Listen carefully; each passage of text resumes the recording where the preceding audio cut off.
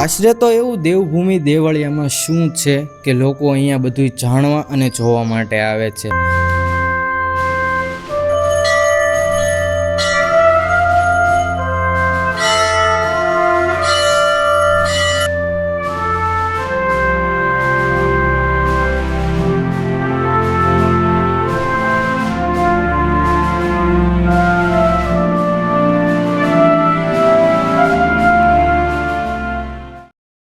Hello જી નમસ્કાર, સ્વાગત છે મારા એક મસ્ત મજાના વ્લોગની અંદર।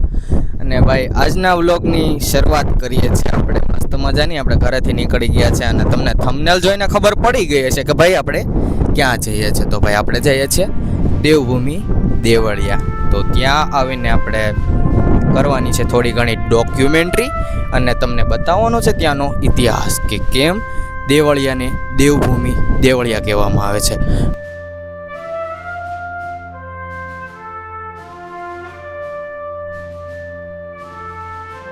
ગામ પૂંજાપદર જ્યાં આવેલું છે માતા નાગબાઈમાનું મંદિર અને અહીંયા માનવામાં આવે છે કે તમને કોઈ પણ જાતની કેવી પણ ઉધરસ થઈ હોય તો માતા નાગબાઈને ગાંઠિયા ધરવાથી તે મટી જાય છે।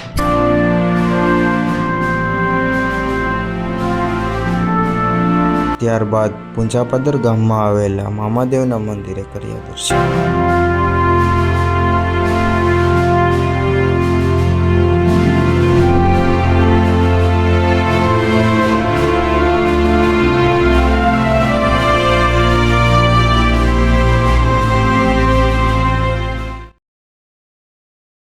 तो हेलो जी, तो भाई आज हम जाने वाले हैं देवभूमि देवड़िया की तरफ। और वहाँ पर माना जाता है कि भगवान शिव स्वयं ही प्रकट हुए हैं, एक वाय है उसके अंदर से।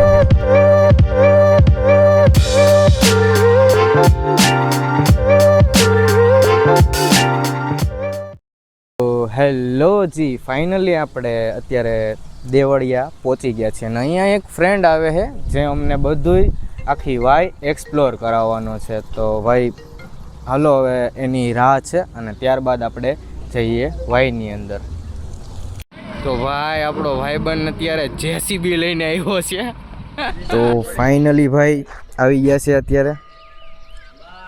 તો ભાઈ આ લોકેશન આવેલી છે દેવભૂમિ દેવળિયા પ્રાથમિક શાળા સ્કૂલની એક્ઝેક્ટ સામેની। અને જો તમને તો પણ ના દેખાય તો તમે પાણીના ટાંકા પાસે પણ આવીને જોઈ શકો છો। તો હાલો હવે જઈએ નીચે।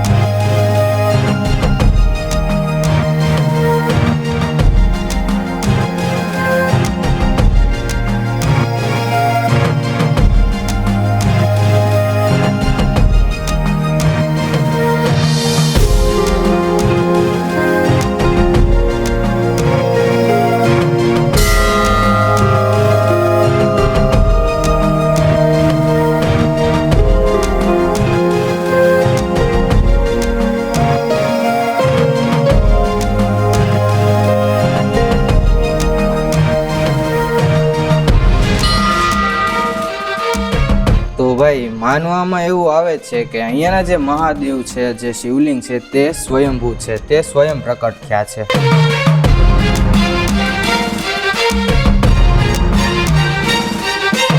આશરે તો એવું દેવભૂમિ દેવળિયામાં શું છે કે લોકો અહીંયા બધું જાણવા અને જોવા માટે આવે છે. તો શું છે અહીંયાનું રહસ્ય? અત્યારે આપણી સાથે જોડાઈ ગયા છે સુજલભાઈ, જે આપણને થોડી ઘણી આ વાય વિશે માહિતી આપશે. તો ભાઈ, આ વાય કઈ રીતે મળી આવી હતી? અહીંયા કોઈને ખબર નથી અહીંયા વાય છે. આ તો અહીંયા ખોદ્યું હતું ને ત્યારે એને ખબર પડી અહીંયા વાય છે. કોઈને ખબર જ નથી અહીંયા વાય છે. અહીંયા ઉપર લીમડો હતો. અને આશરે કેટલા વર્ષ જૂની વાય છે આ? 700 વર્ષ જેવું હશે. આ વાય મળી આવી એનું પાછળનું કારણ કંઈક ખરું કે માનવામાં એવું આવે છે કે કોઈકને સપનું આવ્યું હતું ને એ વાત સાચી છે કે ખાલી માન્યતાઓ જ છે? આ એક સાધુને સપનું આવ્યો ને પછી આ ખોદ્યું ને ત્યારે ખબર પડી. અચ્છા. વાય છે. અને ત્યારબાદ આ બધું ખોદકામ થયું અને તમને બધા લોકોને અહીંયા જાણવા મળ્યું કે તમને લોકોને નહોતી ખબર ને કે અહીંયા વાય છે. ને ત્યારબાદ તો આ એક આસ્થાનું કેન્દ્ર બની ગયું છે અત્યારે મહાદેવ. અને માનવામાં આવે છે કે આ મહાદેવ સ્વયંભૂ છે કે પોતે પ્રકટ થયા છે.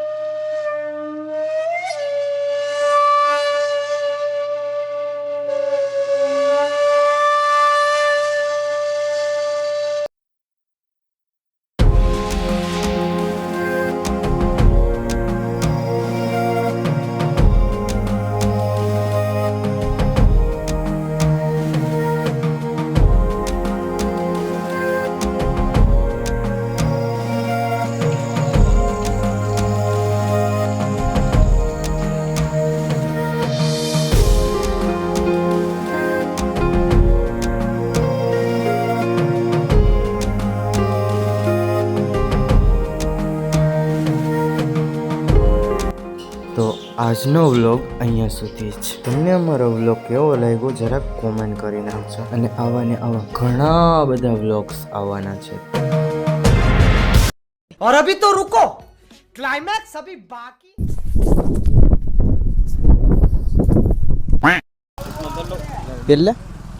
પેલે પહેરો હોય તો